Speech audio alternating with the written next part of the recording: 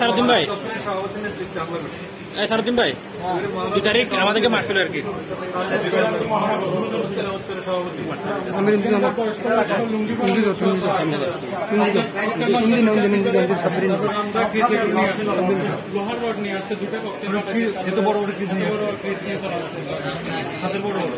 সবাই বয়স্ক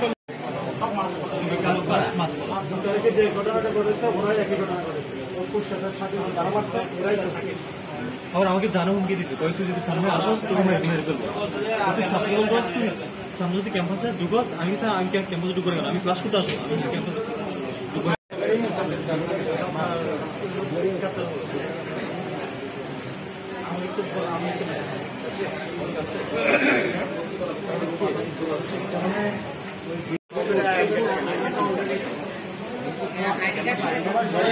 সবাই রেগুলার স্টুডেন্ট, আমাদের বাইরে কেউ নাই।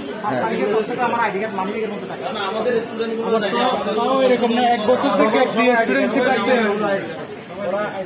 আর